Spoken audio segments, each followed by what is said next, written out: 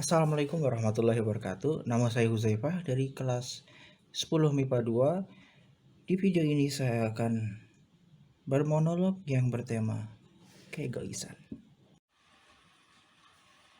Kamu tidak bisa tidur.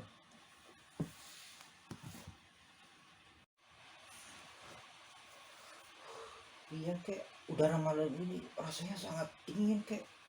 Bagaimana kalau kakek bercerita sambil berlalunya malam? Hmm?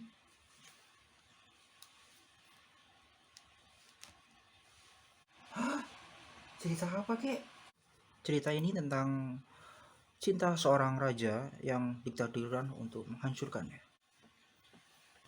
Sedikit yang kita tahu tentang kerajaan di sebelah timur ini.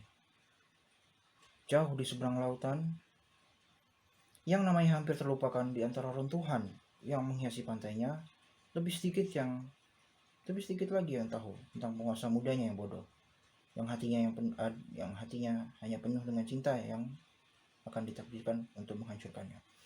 Sekarang menjadi ancaman besar bagi semua orang. Nama pria itu dulu dan sekarang Viego. Kakek, apakah raja ini mempunyai saudara? Ia memiliki kakak laki-laki. Dia adalah putra kedua dari raja dinasti. Viego tidak pernah dimaksudkan untuk menjadi pemimpin. Sebaliknya, dia menjalani hidup yang nyaman, yang membuatnya berpuas diri dan egois. Namun ketika kakak laki-lakinya meninggal secara tak terduga, Viego yang hanya memiliki kecenderungan atau bakat untuk memerintah menjadi tiba-tiba mendapati dirinya dimahkotai. Apa Viego baik-baik saja, kek? Dia menunjukkan sedikit minat pada posisinya, sampai dia bertemu dengan seorang penjahit miskin, Isolde. Begitu terpesona oleh kecantikannya sehingga raja muda ini menawarkan tangannya untuk menikah. Dan dengan demikian, salah satu penguasa paling kuat pada zaman itu menikah dengan seorang gadis petani. Romansa mereka mempesona. Viego yang jarang menunjukkan ketertarikan pada orang selain dirinya, mengabdikan hidupnya untuk Isolde. Keduanya tidak dapat dipisahkan. Dia jarang pergi kemanapun tanpa Isolde. Begitu memberikan hadiah kepada ratunya. Begitu juga memberikan hadiah kepada ratunya. Dan perhatiannya jarang dapat terputus ketika ada dia. Tentu saja, sekutu Viego marah. Tidak dapat menarik minatnya dalam pemerintahan dan dengan bangsa yang mulai runtuh di bawah pemerintahannya yang dipertanyakan beberapa rencana secara rahasia untuk mengakhiri pemerintahan raja yang baru mereka mulai ini. Musuh bangsanya sementara itu melihat peluang untuk menyerang dan ular-ular berbisa mulai berputar. Demikianlah suatu hari berlatih racun seorang pembunuh datang untuk Viego, tapi raja dilindungi dengan baik. Tetapi belati itu meleset dan mengenai Isolde. Apa yang selanjutnya terjadi, kek? Apakah Isolde baik-baik saja? Shh, dengarkan dulu ceritanya, oke? Oke. Racunnya bekerja dengan cepat dan Isolde jatuh ke dalam mati suri. Sementara Viego hanya bisa menyaksikan dalam ngeri saat kondisi istrinya yang semakin serius.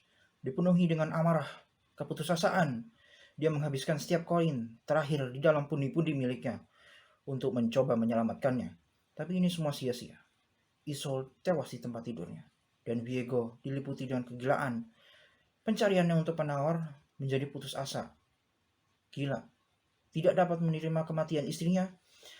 Setiap harta, kerajaan, setiap keping kekayaan dikorbankan untuk usahanya mengembalikan istrinya kepadanya. Saat kerajaan berantakan, Viego menyembuhkan dirinya bersama dengan tubuh Isolde menjadi penuh kebencian dan penuh kekerasan. Kemudian tibalah hari di mana dia mempelajari rahasia dari pulau-pulau yang terberkati tentang airnya yang menyembuhkan penyakit apapun. Dengan pasukan yang besar, dia menyerbu negara yang damai itu dengan paksa, membantai semua orang yang menghalangi jalannya, sampai dia akhirnya menembus tempat suci bagian dalam dan membiarkan istrinya melayang di dalam air yang diberkati. Dia akan kembali padanya. Tidak peduli kehancurannya apa yang dibuat. Tidak peduli akibat dari perbuatannya. Raja ini sangat gigih sekali. Apakah dia berhasil? Dan hanya untuk sesaat dia berhasil melakukannya. Tetapi Isolde memunculkan diri sebagai bayangan dengan amarah yang mengerikan dan rasa sakitnya, amarahnya, kebingungannya. Karena direnggut dari kematian, dia mengambil pedang sihir Viego sendiri dan menusukkannya ke dalam hatinya.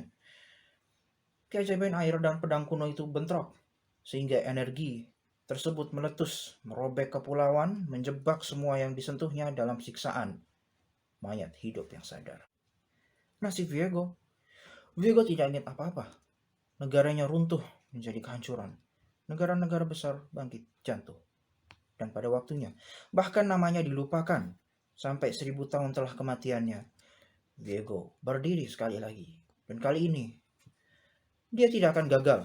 Pemikirannya terpelintir oleh obsesi yang berbahaya, yang sama yang dimilikinya dalam hidupnya. Cinta Viego yang tak tergoyahkan dan gila menyulut setiap tindakannya. Setiap keinginannya, setiap kekejamannya. Kabut hitam yang mematikan mengalir dengan bebas di hati Viego yang hancur, merenggut kehidupan dari segala sesuatu yang disentuhnya. Dan dia menggunakan kabut untuk menjelajahi dunia guna mengembalikan Isolde ke sisinya. Pasukan-pasukan akan jatuh di hadapannya hanya untuk kembali dan bergabung bersamanya. Benua akan ditelan oleh kegelapan yang hidup, dan dunia akan membayar setiap saat kebahagiaan yang dicurinya. Dan seorang penguasa kuno yang diredahkan oleh semua cinta yang memakannya. Dia tidak peduli dengan kehancuran yang disebabkan selama dia bisa melihat wajah Isolde lagi. Pemerintahannya adalah teror, tirani, cintanya abadi, dan sampai Isolde kembali kepadanya, semua akan hancur di hadapan raja yang hancur.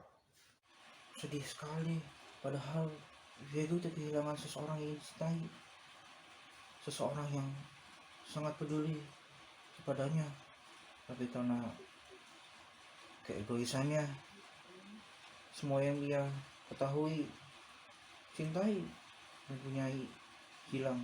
Makanya kamu harus berpikir kembali sebelum kamu melakukan sesuatu. Jangan biarkan keserakahan dan keegoisan membuatmu kehilangan segala. Oke, Kek.